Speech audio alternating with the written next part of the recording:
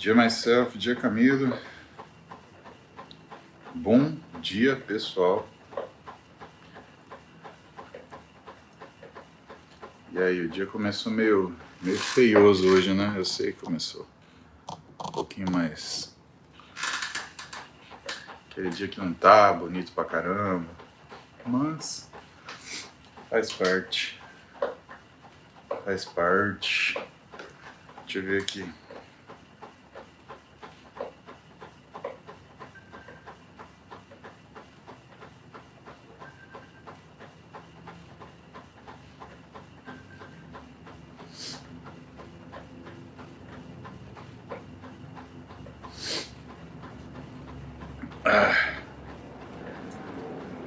Ai.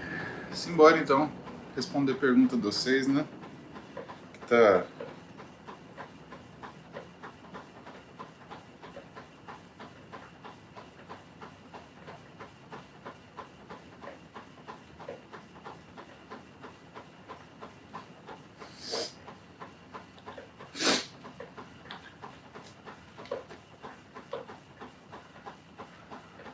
Rafael, Muse, por que ninguém consegue beijar o cotovelo? Simples, Rafael, porque cotovelo não tem boca. Né? Se o cotovelo tivesse boca, você beijava o cotovelo, mas na boca fica na cara. Então aí dá certo, né? Ai, Rafael, isso é óbvio, Rafael. Jesus. Paulo, presta atenção na aula.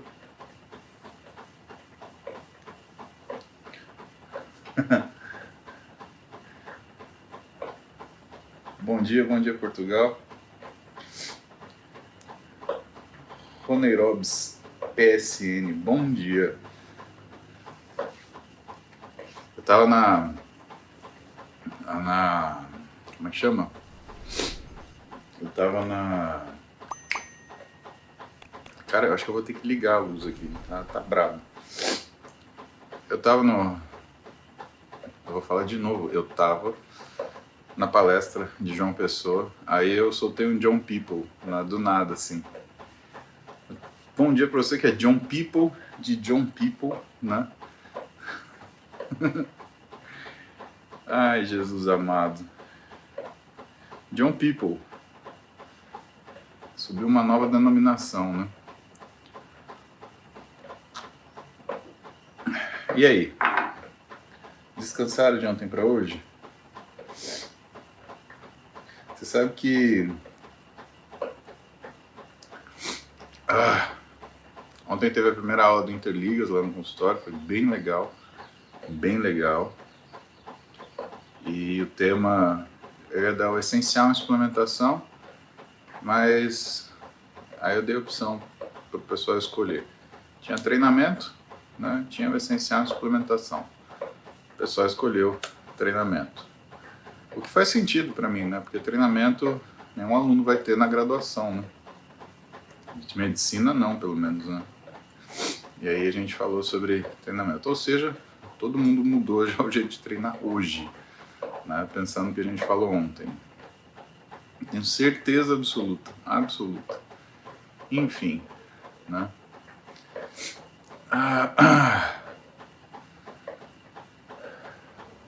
Vocês não vão perguntar nada sério hoje? O João Paulo Milese tá aí. Temos...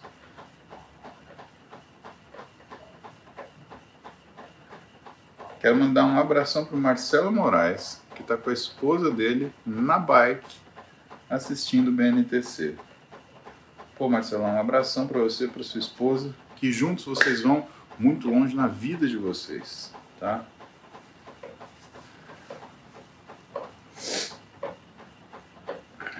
Roneirobs, o Instagram não tá online? Cara, eu tô, mas vai saber o que aconteceu com o Instagram, né? Vai saber o que aconteceu com o Instagram. O Instagram tá muito esquisito. Muito esquisito. Deixa eu ver uma... Deixa eu ver se o meu pessoal do Nação Luz já acordou.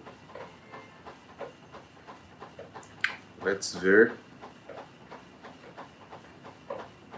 Já acordou.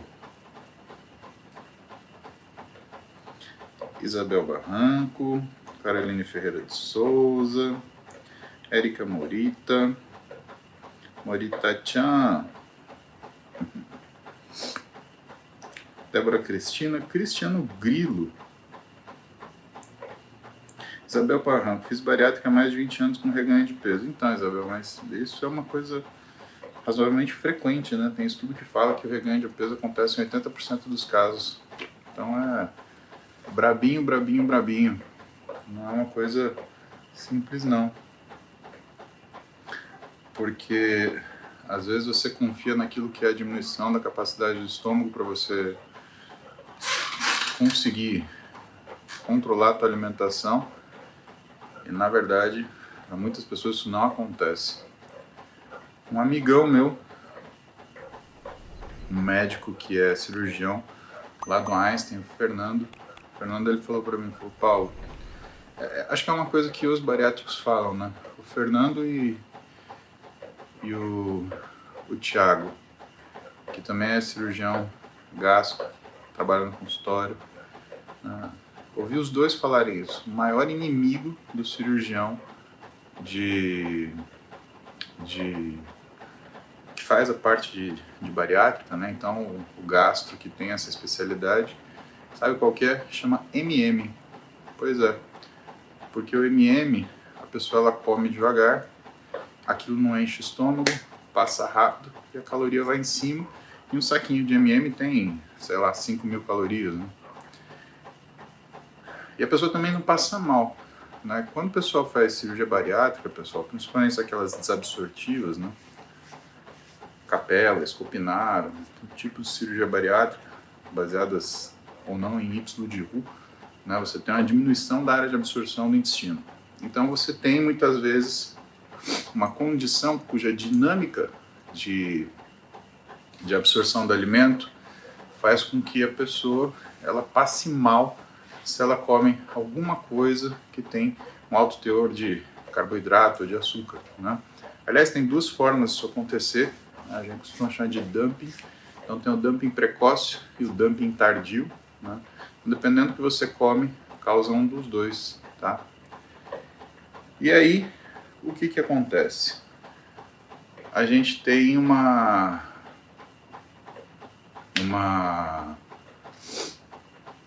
como é que fala? Tem uma condição que a pessoa é forçada a mudar alguns hábitos alimentares, né? Por conta disso, né? Por conta desse dumping. Que é um mal-estar grande, que a pessoa às vezes chega a desmaiar, né? E só isso não faz com que as pessoas elas mudem o hábito alimentar delas. E aí, elas acabam ganhando de volta o peso, né? Débora Cristina Bernardes. Sou nova aqui, porque as mulheres têm tanta dificuldade em definir inferiores. Pelo menos eu. Meus superiores são super definidos e mostram pouca gordura, mas as pernas não aparecem um risco. Então, Débora, isso é porque você é menininha, né? É uma questão hormonal, né?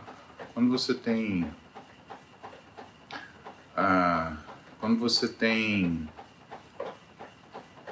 o organismo feminino funcionando, né? Você tem produção de estradiol, de progesterona, que são hormônios que acabam recrutando mais gordura para os membros inferiores. Então isso é fato, tá?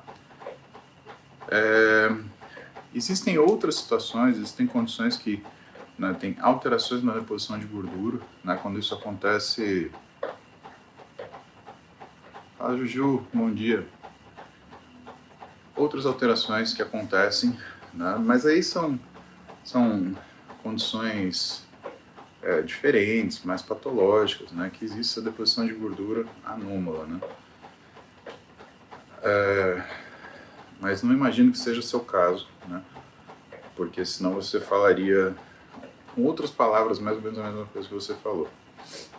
Então, o que tem que acontecer? O que tem que acontecer? Normalmente o que tem que acontecer é um aumento da intensidade do treino. Por quê? Toda vez que você aumenta muito a intensidade de treino, você tem uma diminuição da produção de leptina. Na mulher isso acontece com mais facilidade que no homem. Quando existe essa diminuição de produção de leptina, é como se o seu ovário desse uma acalmada e ele diminui a produção de hormônios. E quando ele diminui a produção de hormônios, você consegue dar essa secadinha na perna que você queria. Mas olha, isso é uma estratégia razoavelmente intensa, né? Então, se você fizer isso com muita frequência, a coisa fica um pouco mais complicada, né? Eu acho que eu vou chamar uma pessoa aqui que tem uma definição muscular muito boa para contar um pouquinho essa experiência para você. Quero dar os parabéns para o João Paulo Milesi, que completa hoje 1 ano de namoro. Parabéns, John. Fico feliz por você, pela sua namorada. Você é um cara bom.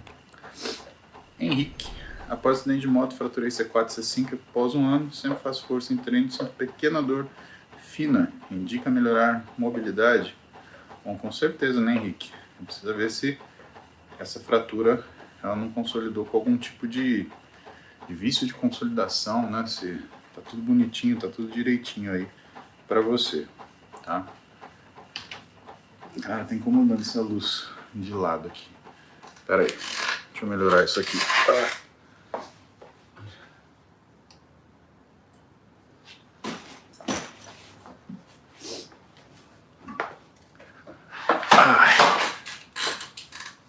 Pronto, agora tá melhor. Mas bom, já que a gente está falando de mulheres com definições, vou ver se uma mulher que treina essa hora, ela já está treinando, o que ela está fazendo para conversar com nós. Pera aí, vamos ver aqui.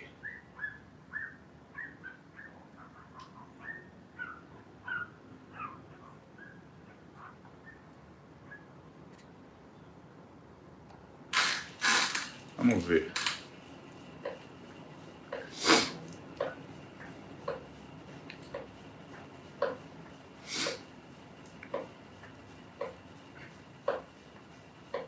Ó, tem gente na academia. Muito bem. Muito bom. Você está me escutando fazendo academia? Aproveita e faz umas 10 séries. Pelo menos.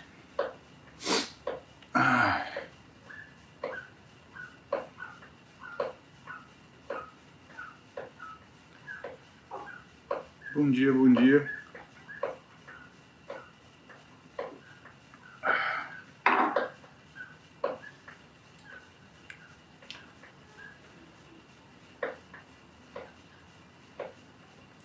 Treino específico para climatério. Na verdade, Érica, não tem um treino específico para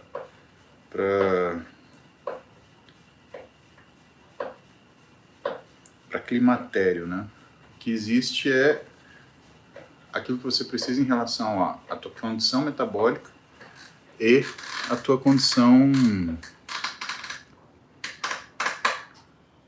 e a tua forma física, né? Porque são as duas coisas que determinam o treinamento.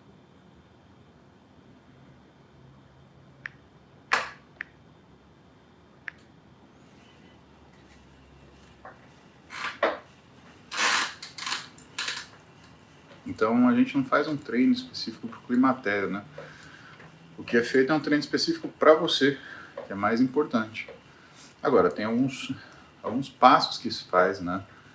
Que são de acordo com a sua capacidade, né? Não necessariamente com a sua idade, porque nem sempre a idade representa uma limitação de capacidade. Então nós trabalhamos aquilo que você tem de mais fraco. Se for força, é força. Se for resistência anaeróbica, é resistência anaeróbica. Se for resistência aeróbica, é resistência aeróbica. E assim sucessivamente, né?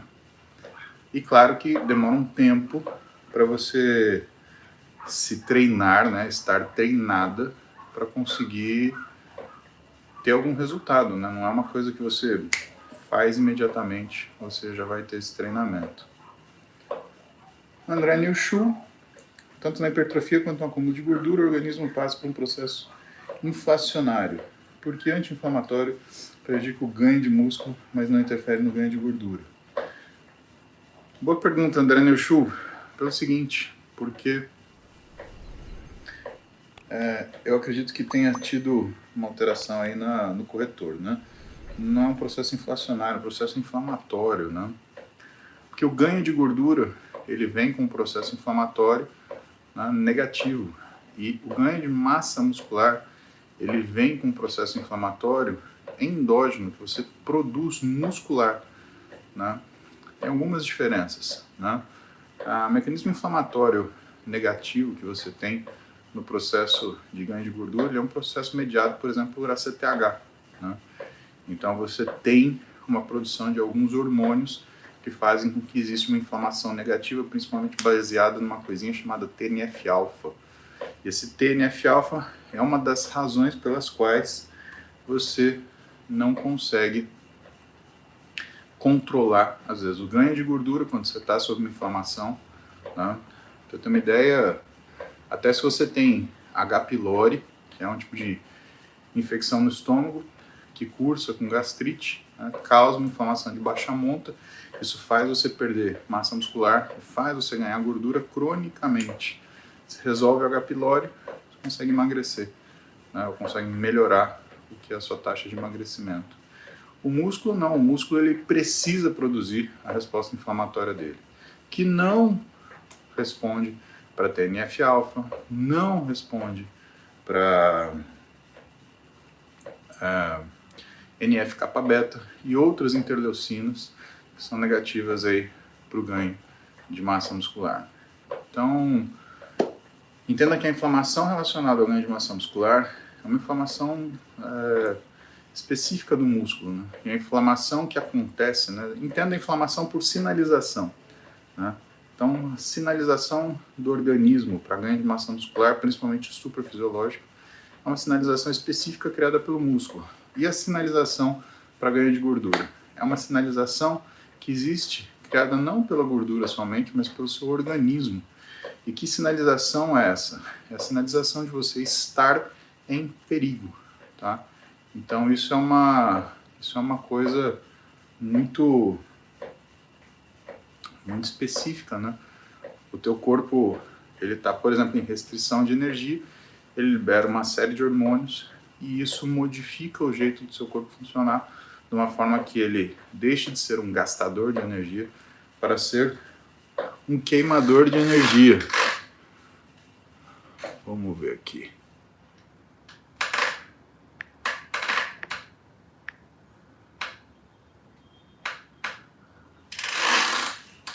Ai. Titi. Muito bom dia. E aí, Gra? Tudo bem? Tudo, e você? Como é que tá? Tudo ótimo. Como é que você faz isso, pedalar e fazer live? Eu tô até agora tentando botar isso aqui. É muita falta de juízo da minha parte. Não, acho que tem que abaixar. Tá enquadrando, tá ficando bom. Só tô agidinha, senão...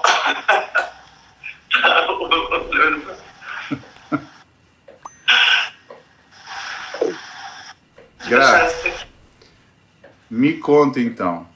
Subir. Diga, doutor! E aí, doutora, muito bom dia pra senhorita. Muito bom dia aí pra toda a galera que te acompanha. Mas eu sou uma das que fica aqui ouvindo as lives, aprendendo. E fazendo cardio. Não, na verdade eu faço cardio mais tarde e ouço já gravado, né? Vou contar. E o teu cardio favorito não é bem a bicicleta, é a escada, né, Gra? Mas hoje não lá na escada. Oi!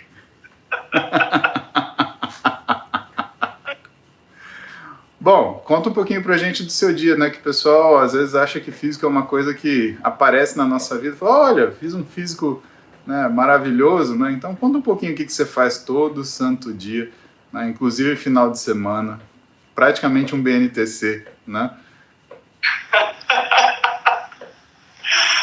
Vou contar e vou tomar bronca do meu doutor? Lógico que não. O que eu faço todo dia? Todo todo dia o cardio de todo dia que vocês fazem feito, que a gente tem que fazer. Eu prefiro fazer separado do treino. Quando eu estive aí...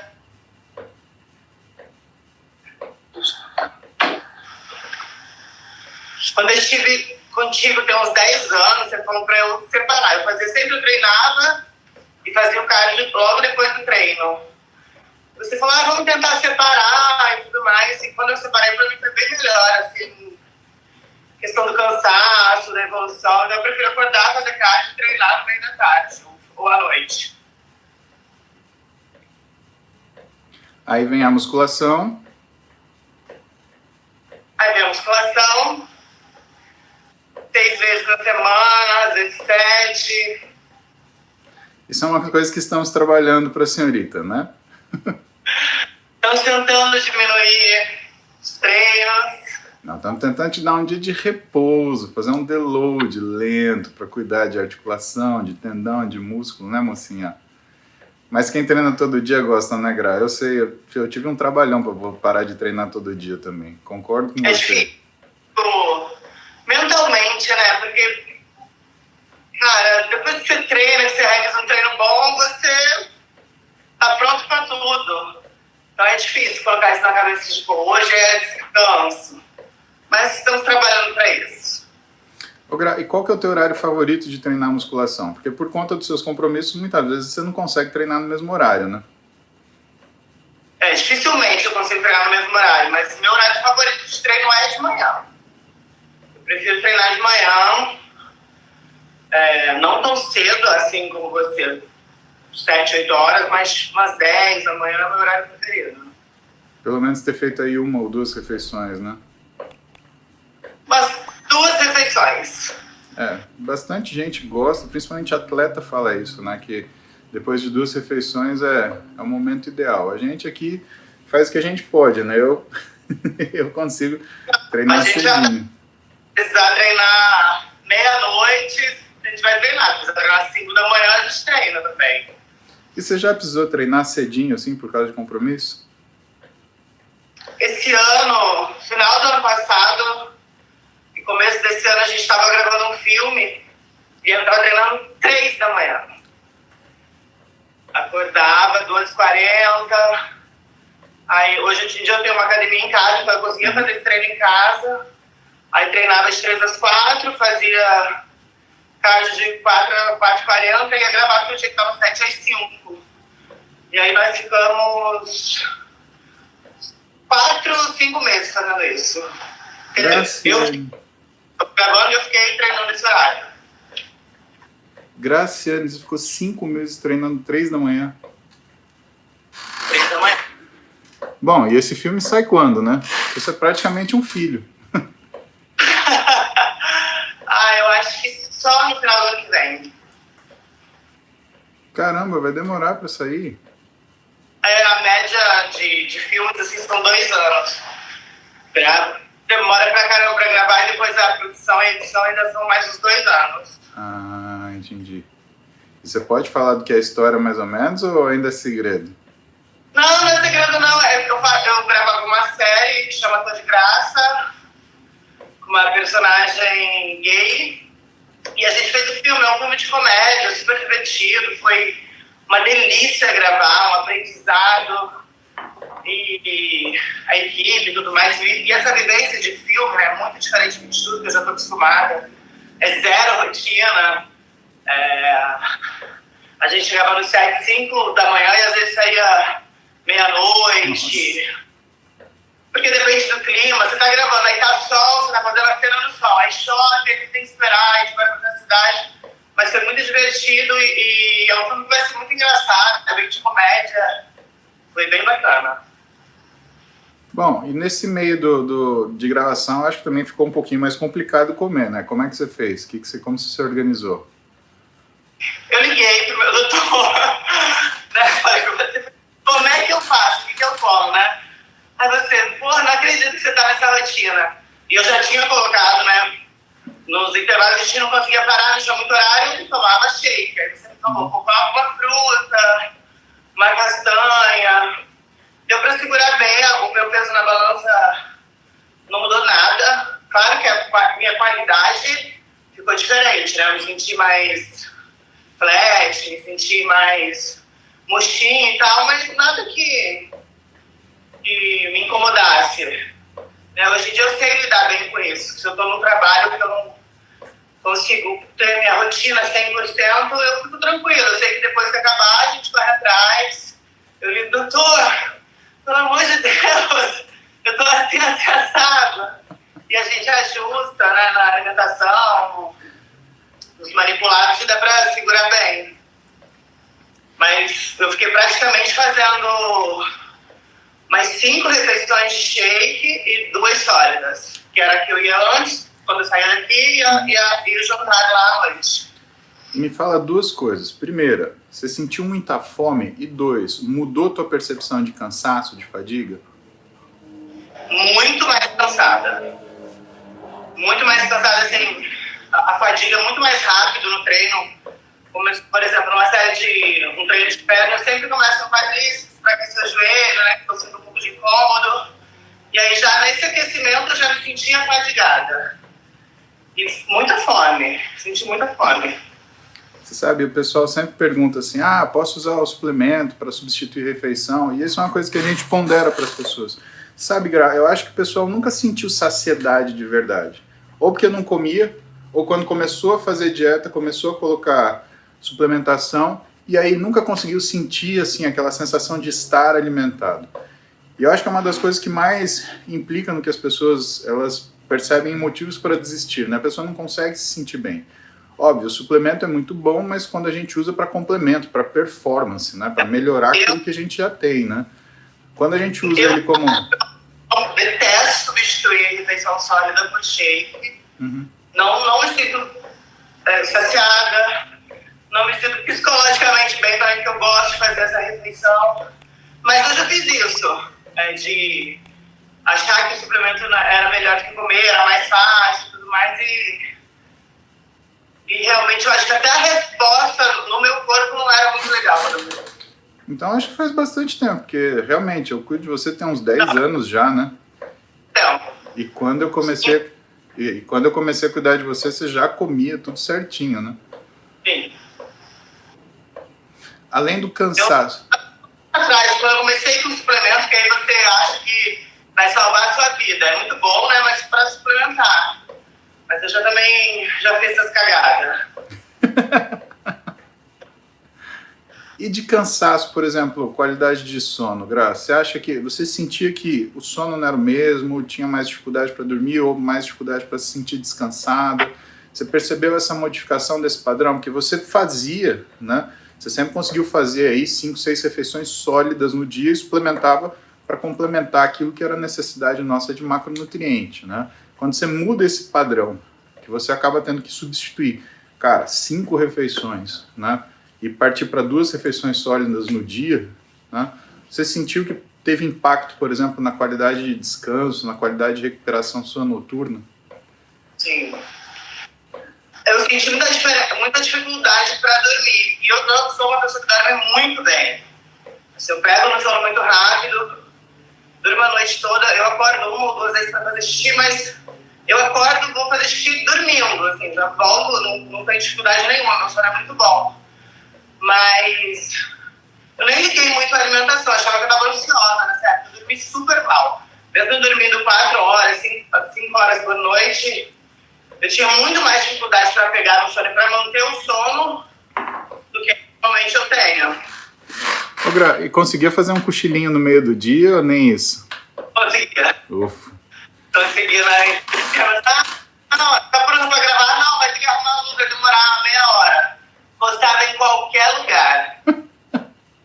Levava um colchonetezinho desse de treino, jogava casaco na cara e dormia, não tinha jeito.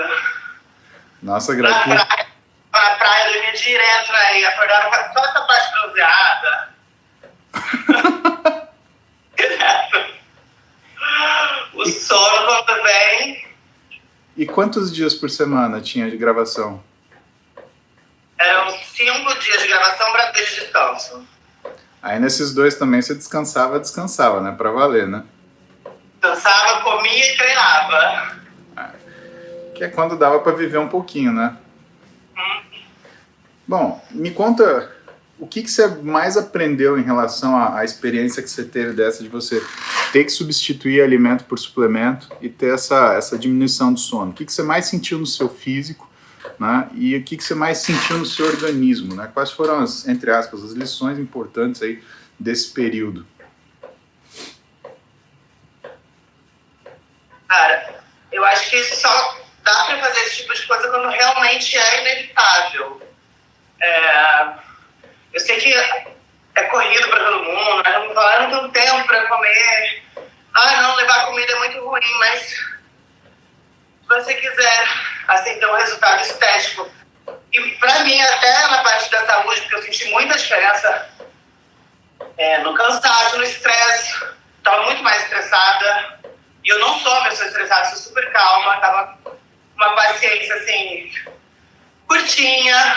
E para mim tem tudo a ver com a alimentação e com a falta de sono. O corpo, né? Eu acho que tudo isso eu já sabia, mas eu pude ver em mim, assim, no dia a dia, como vai decaindo, né? Como você pega na pele, tá diferente, você pega no tono muscular, tá super diferente. Então, uma coisa que eu só faço realmente, só faria novamente se fosse imprescindível, não tem como fazer outra coisa. Porque muitas vezes eu tô na correria de um evento para outro, e aí eu como em 5 minutos. Não tomo shake. É ruim, mas eu prefiro comer ali a comida sólida do que ficar substituindo por shake. É porque no set realmente eu não tinha como levar a comida. Tava sempre no meu carro, então eu não tinha como levar já dentro do set para comer. Entendi. Aí, por isso que tinha essa questão. Aí o shake era... vou fazer xixi, tomar um shake. Mas não indico, gente. Não, foi uma época de necessidade, né, Gra? Outro... E assim, da tua vida, essa é a fase mais ocupada que você já viveu? Se comparar todas as fases da sua vida de trabalho? Que a fase de dançarina também era bem pegado, né? Não, acho que não foi a fase mais ocupada, não. Porque quando eu dançava, era mais correria. Porque, às vezes, eu ficava sempre em casa 50 dias, 2 meses. E aí a gente viajava de ônibus, de van. Então era mais corrido. E muitas vezes nós fazíamos, que antigamente tinha, hoje em dia não tem negócio de campanha eleitoral. Então a gente fazia 8 shows por dia. Nossa.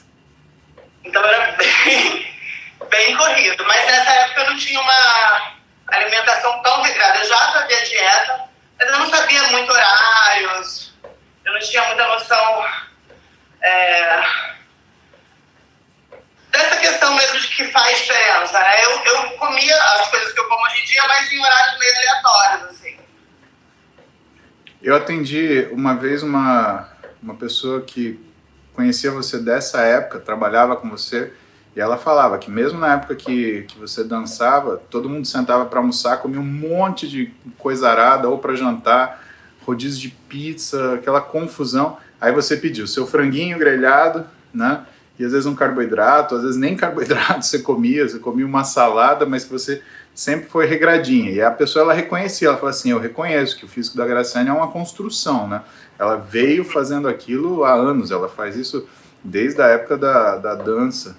E a dança também era uma coisa super puxada, né, Gra? Pô, 8 shows por dia, você tava dançando, né?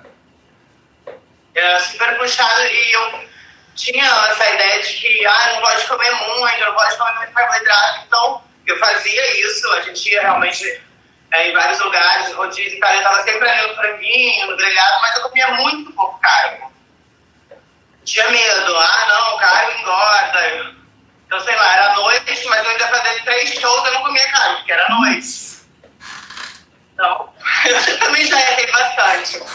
Então, por isso que eu falei, comia talvez os alimentos certos, mas de uma maneira bem errada. Tanto que eu não tinha evolução nenhuma, né? Eu acho que nessa época, quando eu dançava, eu pesava uns 55 quilos, era bem magra. E eu treinava muito pesado, muito mais do que eu treino hoje, sempre tive muita força. Mas comia muito errado, assim, muito pouco.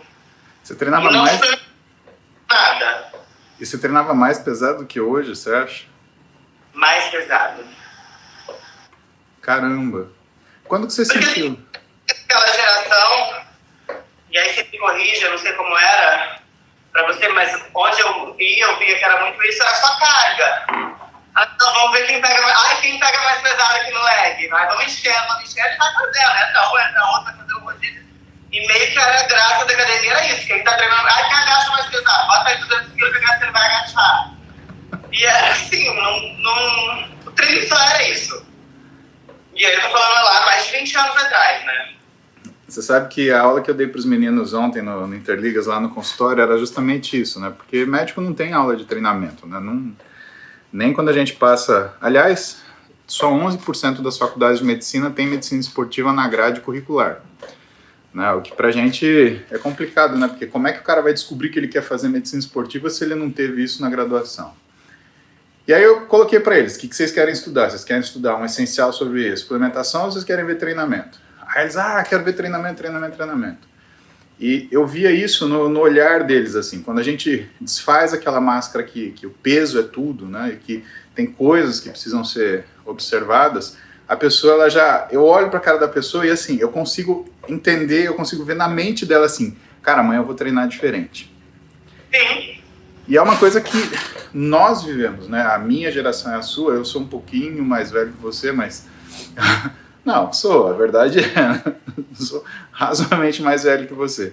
A nossa geração não tinha muita coisa sobre isso, né? Era um período muito complicado, a gente via coisa, por exemplo, que o pessoal fazia mais nos Estados Unidos, quando a gente conseguia ter acesso a essas revistas de musculação.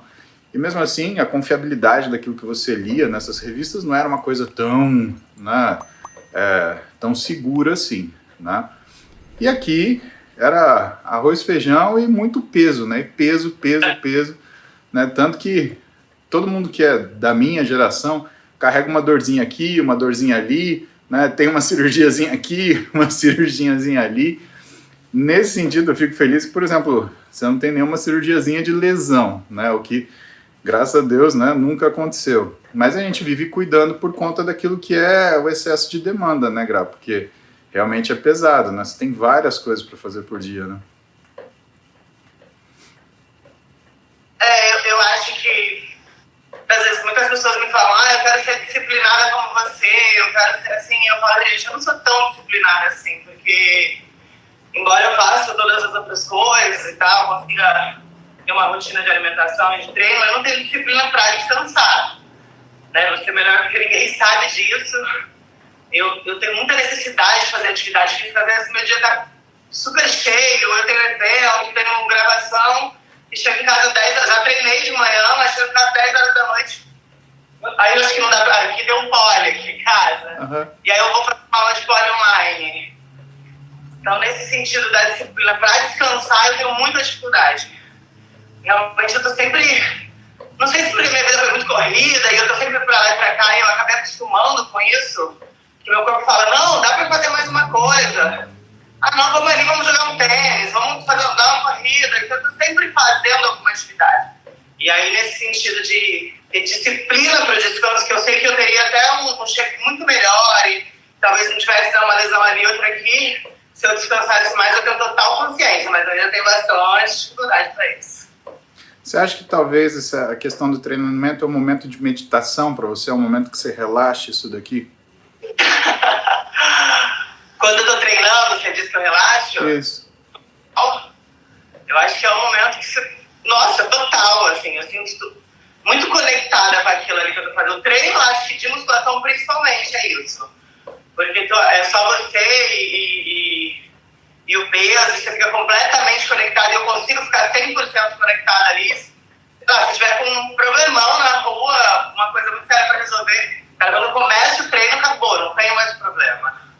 E aí vai ser 40 minutos, uma hora de treino, só fazendo aquilo. Então acho que é um momento de paz mental também. E sempre foi assim, Gra, ou foi uma coisa que veio desenvolvendo com o tempo? Não, vim desenvolvendo com o tempo. Acho que no começo muita competição mesmo. Eu gostava dessa coisa da competição, de chegar na academia e, pô, hoje o treino vai ser mais pesado que ontem, não sei o quê. Mesmo que fosse uma competição comigo mesmo, era muito isso. Depois que eu fui aprendendo a focar, com certeza levaram anos. E quando você vai fazer aeróbio? O aeróbio normalmente é uma coisa maçante, né? Eu, por exemplo, faço a live, tenho todo o pessoal do BNTC para me fazer companhia, né? E aí eu consigo passar o tempo melhor. O que você faz para passar o tempo no seu aeróbio? Eu não tô falando que você tá aqui, porque a galera tá aqui. Eu realmente boto aqui o telefone, não faço bicicleta, muito difícil. Escada. Eu faço escada, aí boto o telefone e fico te assistindo, ou eventualmente coloco uma série, alguma coisa, porque eu realmente, eu faço cardio todo dia, mas eu não gosto, não acho divertido. Não é?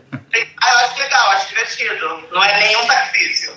Gosto de treinar, mas cardio eu não gosto. E o pole, Gra? Pole eu gosto. O pole eu comecei fazendo porque eu queria fazer alguma coisa voltada para dança, que eu sempre dancei, sempre gostei. Comecei fazendo uma aula de pole mais dançado, embaixo, que daí não tinha muita dificuldade, mas aí comecei a falar, ai, nossa, tem umas figuras no alto da barra, né? Umas acrobacias e tal, e comecei fazendo aí essa coisa do desafio. E é uma esporte que eu já pratiquei muitos esportes, acho que eu nunca fiz nada tão difícil quanto pole. Realmente muito difícil. Mas eu gosto pra caramba, só que eu não consigo treinar, ter uma rotina de pole, assim como eu treino na musculação. Até porque, às vezes, tiver com uma dorzinha no ombro, eu já não consigo fazer, às vezes eu tô com uma dorzinha na lombar, quadril, e o pole exige muito de articulações minhas que não estão preparadas para isso. Então, eu às vezes faço 2 vezes na semana, às vezes eu faço nenhuma, mas é um momento também, assim, de total diversão. Aqueles treinos de flexibilidade que você faz, que normalmente você mostra no teu Instagram, fazendo espacate, abertura, isso daí veio por causa do pole ou isso é por causa da dança lá de trás? De onde veio isso? Na verdade, veio por causa do treino. Eu tava fazendo muita musculação, tinha parado de dançar já, e aí comecei a ficar super encurtada, e foi até num treino em São Paulo, não lembro como que profissional, vamos fazer um stiff.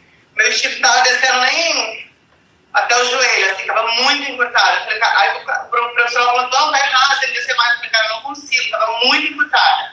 E aí eu comecei a fazer aula de alongamento, simples, assim, de academia. Só para alongar, botar a mão no chão de novo, colocava a mão no chão de jeito nenhum. Mas aí, como tudo que eu faço, agora eu quero fazer isso bem. Aí comecei a fazer aula de flexibilidade, que é diferente do alongamento, né? Não chego e alonga, flexibilidade. Aí a gente trabalha realmente para melhorar nessa questão. E aí eu comecei a fazer, não fazia pole ainda, depois que eu comecei a aula de flexibilidade, acho que eu demorei mais uns 3 anos para começar a fazer pole. E você tem uma flexibilidade de quadril e de lombar que é impressionante. Quanto tempo para você sair do encurtamento do stiff? Oi? Eu não tinha, nem quando criança, assim, não era uma pessoa flexível. Não era uma criança flexível. Não fazia balé nem nada quando eu era criança. E eu consegui evoluindo. Lógico que tem coisas que eu sei que eu nunca vou conseguir, tipo, flexibilidade de coluna, torção, umas coisas que eu mostro pra galera que me acompanha e falo, eu quero fazer isso aqui. As pessoas olham pra mim e falam, oi? Não, eu quero pegar a perna aqui atrás. Eu tenho esses objetivos. Se eu vou conseguir? Talvez nunca, mas eu tenho esses objetivos. E eu consegui melhorar muito a flexibilidade, mas também treinando proporcional à musculação. 6 dias de musculação, 6 dias de treino de flexibilidade. Caramba, Gra. E quanto tempo entre você ter aquele encurtamento do stiff para conseguir fazer esses movimentos que você faz hoje? Ter esse alongamento que você tem hoje? 4 anos. 4 anos. Caraca. Com muita paciência. Sou uma pessoa muito paciente. Não, tem muita paciência. Eu não sei se outras pessoas, mas tudo na minha vida veio com muito esforço. Muito devagar.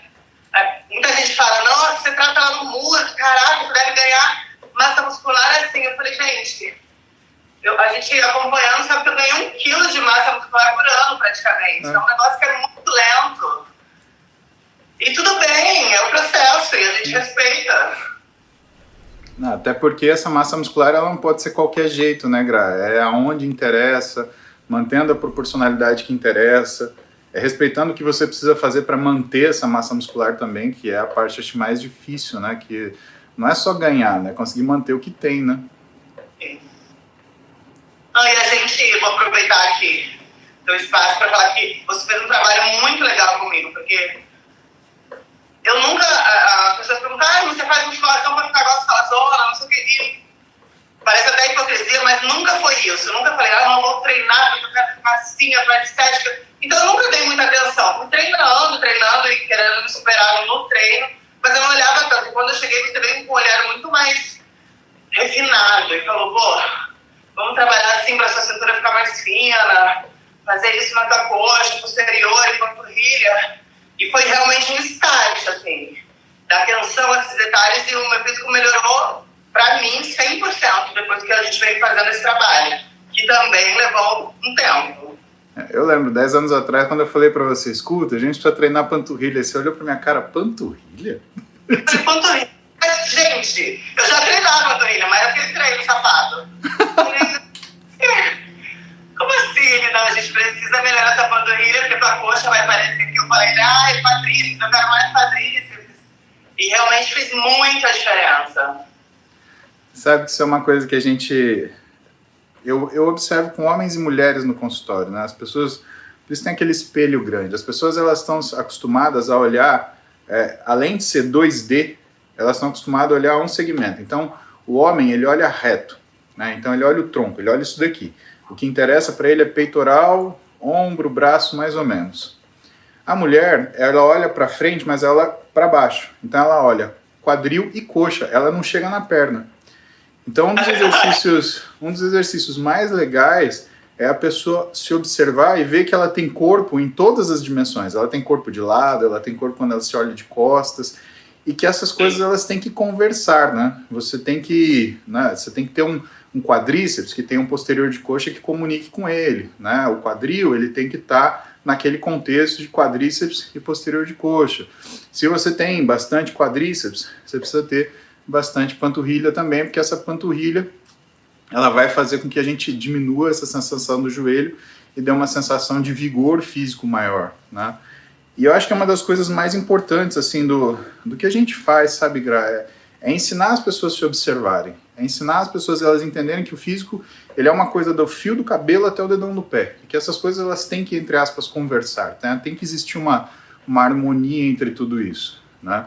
E que essa harmonia, e aí você falou de estética, né, é uma coisa muito pessoal, né? A gente não faz nada para os outros, a gente faz para nós, né? É uma questão de como que você se enxerga, né? E como você gostaria de se enxergar, né? O que em você faz diferença, né? O que você acha que é a sua identidade? Então, na verdade, dentro da medicina esportiva, o que a gente trabalha é uma estética ligada à identidade. Como que você gostaria de se ver e como que você se enxerga. E aí a gente vai juntando as duas coisas. Com você, eu digo que foi um desafio, por quê? Porque a gente tinha o samba, então sempre chegava a época de ensaio de escola de samba, eu ficava pensando, Graciane joelho, Graciane quadril, Graciane... Pô, ensaio de 3 horas, Gra, é de matar o titio, né? Eu ficava 2 anos mais velho, cada vez que eu via você lá, eu falava, caramba. Então tinha isso.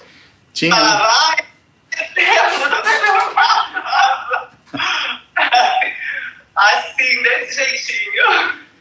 E tinha a questão da musculação, que era a questão da superação, porque você sempre teve, desde que eu te conheço, esse mindset de superar-se, né? É divertido você bater antigas marcas, né?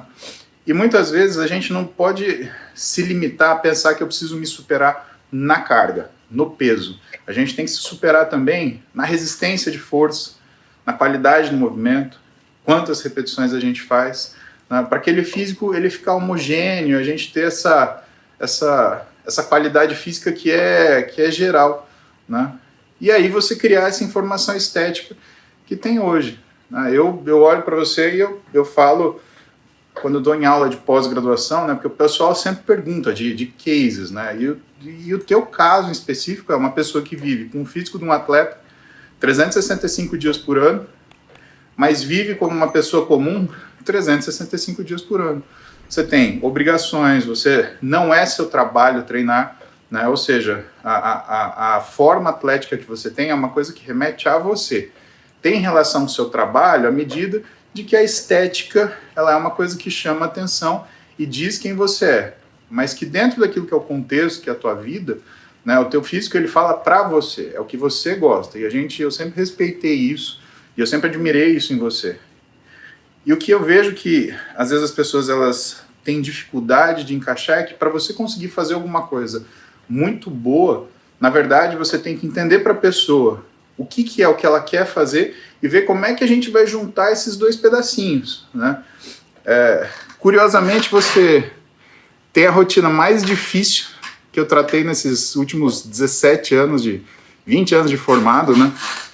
Eu vou fazer 20 anos de formado agora, no ano que vem. Então, nesses 20 anos de formado, é a rotina mais difícil que eu já enfrentei, é uma rotina inimaginável e que se eu colocar para outras pessoas tudo que você faz, como por exemplo essa época da gravação do filme, é uma coisa fora do comum, né? No entanto, você mantém um físico que também é fora do comum. Você vive nos seus 9,2, 9,3% de BF, sorrindo, né? Elegante, né? E a gente olha para você e tá tudo bem, e você tá tirando foto, abraçando as pessoas, beijando, né? E eu vejo pessoas que às vezes eu tô no consultório que quando o sujeito ele chega em 10% de gordura, ele já quer matar um, né? Quer morder a mãe, quer amarrar a esposa, é uma é uma dificuldade, viu?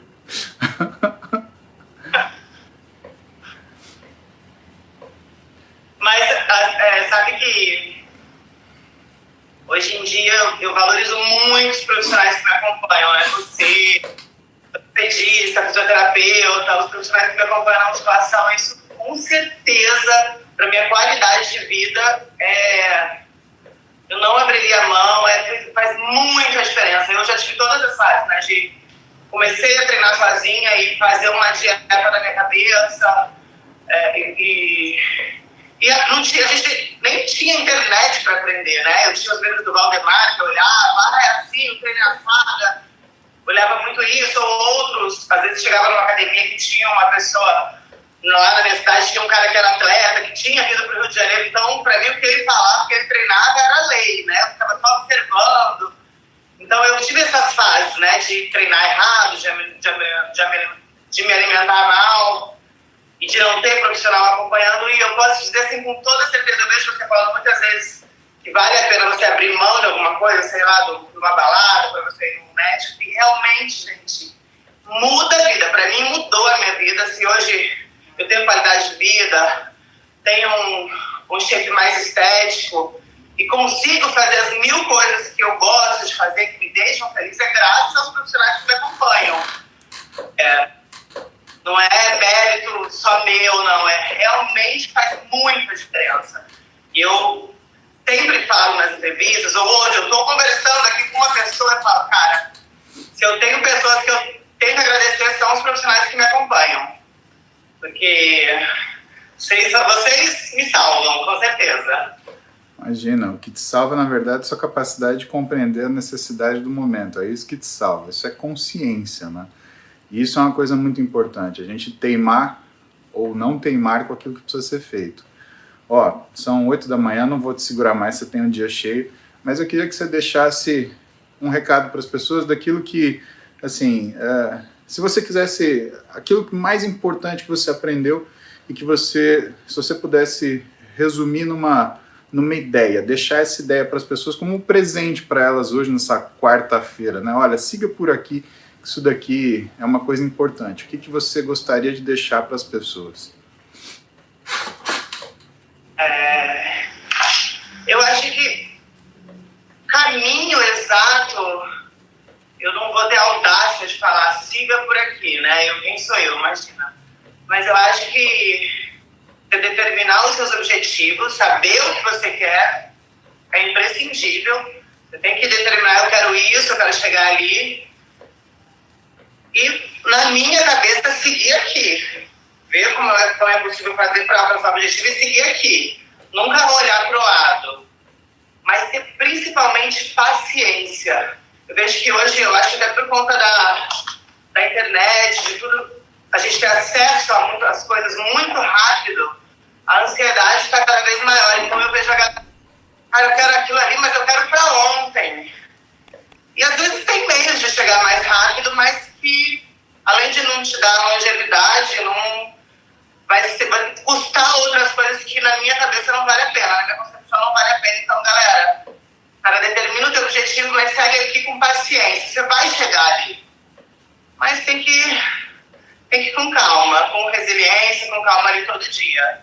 Eu levo isso pra minha vida, assim, não só em relação a treino, mas acho que foi o que me ensinou, foi o treino que me ensinou a ter paciência, a ter o objetivo de saber que cada dia eu vou subir uma escada, talvez vão ter dias que eu não vou subir nenhuma, vou descer, mas seguir ali focado, vai chegar lá. Gra, muito obrigado, né? Beijão para você, que seu dia seja abençoado, como sempre é, porque você cultiva isso, né? E hoje, quando você for fazer a sua escada, você assiste você também. Vou subir agora para fazer a escada. Obrigada, doutor. Tá muito grata. Obrigada, galera. Um bom dia aí para todo mundo. Ainda bem que a gente tem você para aprender aqui. E eu reitero e falo, cara, é muito bom a gente poder te falar e aprender. Eu tô sempre aprendendo coisas novas e fico muito agradecida. Um beijão aí para todo mundo. Beijão, Gra. Até mais. Até mais.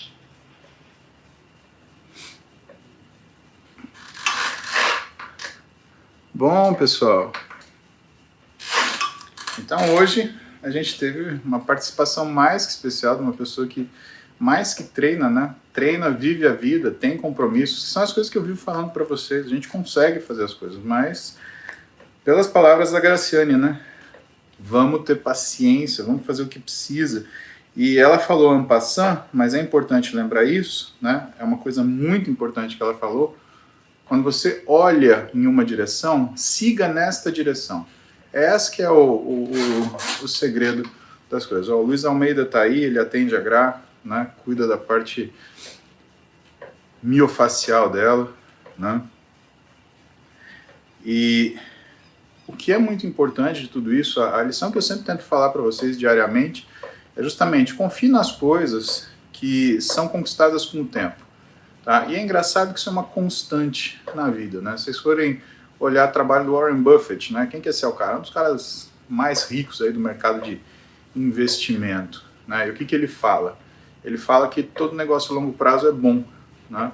Que se é negócio a longo prazo, né? Que aquilo que é curto prazo é arriscar-se, né? E dentro dessa condição física, né, pessoal, é o que eu posso trazer para vocês, algumas pessoas eminentes e que têm experiência de vida para falar para vocês das coisas que fazem diferença, né? A Graciane, com certeza, ela é um ícone disso, né? Porque é aquela velha história, né? Você tem que entrar no sapato da pessoa para entender o que ela passa. E vou te falar, para você conseguir fazer as coisas que a Gra faz com graça, com tranquilidade, é difícil, viu?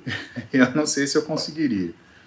Vamos ver mais algumas perguntas aqui do YouTube para a gente poder encerrar hoje, né? Então, o Gabriel Fernandes teve uma fratura no radial infraarticular sem desvio.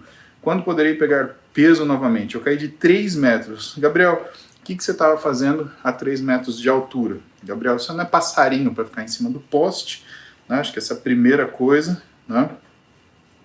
Agora, fraturas, a gente pensa aí, pelo menos aí uns 3 meses, para você ter uma consolidação bacana, para você ter um remodelamento inicial e para conseguir tolerar carga, né? Não é uma coisa que é tão rápida assim, osso, né? É mais complicado, tá?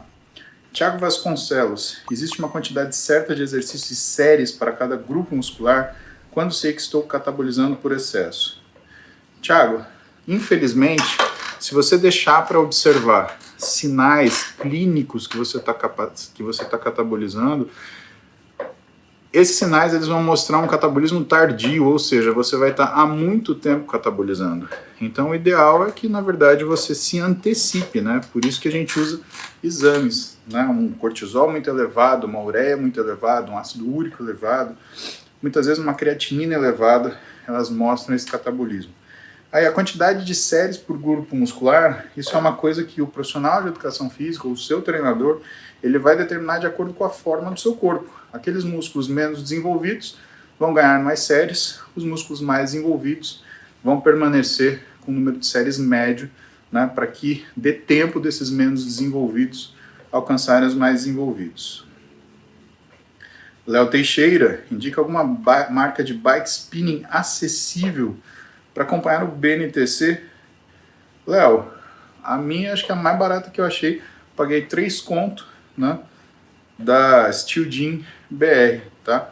Os meninos colocam aí para você tanto no meu, tem no meu Instagram, se você olhar na descrição da live, tem lá, você encontra, né? Mas os meninos colocam na descrição também do YouTube, tá? E cara, eu tô com a mesma bike aqui anos, né? E ela tá aqui, né, aguentando um monstro que fica variando entre 110 e 120 quilos, né, pedalando com vocês 1 hora por dia. Tá? Eduardo Silva, o uso de creatina interfere na inspeção de saúde no concurso? Interfere, Eduardo. Por quê? Porque a creatina ela funciona como uma variável pré-analítica. Ela muitas vezes aumenta os níveis de creatinina. Eu te aconselharia a fazer um exame prévio. Se esses níveis não estiverem suprafisiológicos, mantenha a sua creatina e ponto final. Agora, se a sua creatina der tipo 1.3, 1.4, vale a pena você tirar, porque até você explicar o que é variável pré-analítica, o que é creatina, você vai conseguir um problemão, tá? Patrick Telles tem T4 e TSH normais. Testosterona livre e calculada, baixa, 13.320. Cortisol está alto. Pode ser necessário reposição hormonal ou apenas diminuir cortisol. Então, Patrick, se você faz uso de esteroide numa situação de hipercortisolinemia, principalmente quando você está suspeitando que ela está bloqueando a sua testosterona, o que você consegue é piorar o bloqueio da testosterona. Você fica com um nível bom de testosterona no exame, só que você piora muito a sua resistência periférica à insulina. Esse é um mecanismo, por exemplo, de falha de ganho de massa muscular. Por quê? Numa condição de hipercortisolinemia que faça bloqueio de testosterona, você já tem um aumento da resistência à insulina, ou seja, a insulina não chega no músculo para fazer músculo. Quando você coloca a testosterona, você piora essa resistência à insulina. E aí você incha e algumas vezes ainda perde massa muscular. Então o que você tem que fazer é observar o que está fazendo essa hipercortisolinemia subclínica, tá? Uma coisa que tem que chamar atenção é peso. Está acima do peso? Muitas vezes acima do peso você tem essa característica, né? Uma função tiroidiana normal que está sendo mantida por um excesso de caloria associada a uma hipercortisolinemia subclínica algumas vezes ou absoluta outras. Daniel K. Passei no endócrino e tenho 570 de testosterona, 25 anos, 10% de BF. Ele me receitou Tribulus e clomifeno. Faz sentido? Achei que não. Obrigado. Daniel, é assim, se eu tivesse só um exame de 570 de testosterona, né, eu esperaria um pouco mais. O Tribulus não vai interferir em nada nos seus níveis hormonais. O clomifeno pode interferir, né? A questão do clomifeno é que ele é um modulador seletivo de receptor estrogênico. Então, o que pode acontecer? Ele vai aumentar a sua testosterona total, só que vai diminuir sua testosterona livre, porque ele vai modular para cima o SHBG. E dependendo da dose, o que pode acontecer é ele aumentar o seu estradiol e provocar um bloqueio na produção da sua testosterona, por mais que ele seja uma medicação que é desenvolvida para aumentar a sua produção de testosterona. Por isso que eu esperaria um pouco mais, né? O risco de você criar uma inibição é maior do que talvez o benefício de você ter uma testosterona um pouco mais alta, 600, 700, né? Se você está entre 550 e 800, está excelente, né? E tem muito pouca diferença. O que vai mudar, né, aí é a sua rotina alimentar, é aquilo que é o seu treinamento. Essas coisas vão fazer diferença. Agora, eu imagino que ele sendo endócrino, né, ele sendo especialista em endocrinologia, ele saiba muito bem o que ele está fazendo. E eu te indico confiar nele, né, e observar, né, muito bem critérios clínicos. E se você sentir alguma coisa diferente, imediatamente ligar para o seu médico e voltar a conversar com ele, tá?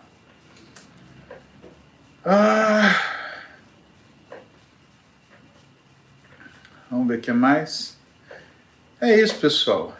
8h03 da manhã, lidos nossos... Como é que chama? Lidos os nossos superchats.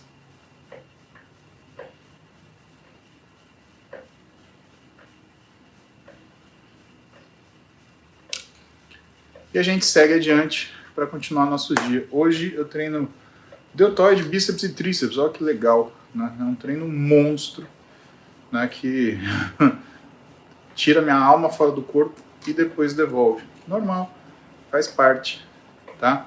Espero que vocês tenham gostado, espero que vocês tenham aprendido bastante, né, com a Graciane, que é uma pessoa que a gente respeita muito pela vontade, pelas realizações que ela tem, físicas e profissionais, e que sempre é uma pessoa que tem uma palavra agradável, amiga e de estímulo para todo mundo que a busca e para todo mundo que a solicita, né? Um exemplo de pessoa, um exemplo de atleta para todos nós, tá?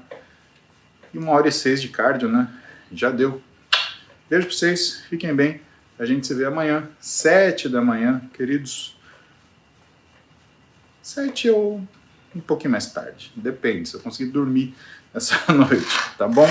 Beijão, Nação Muse. Titio, se vai. Beijão, YouTube. Beijão, Instagram. Ah, sobre a Coca, depois eu conto pra vocês. Eu tô pensando o que eu vou fazer com a Coca. Hoje eu acho que eu decidi o que eu vou fazer com ela. Vocês acham que eu vou tomar essa trollada sozinho do Guilherme? Não vou, né? Aguardem. Aguardem. Haverá repercussões. Haverá desdobramentos.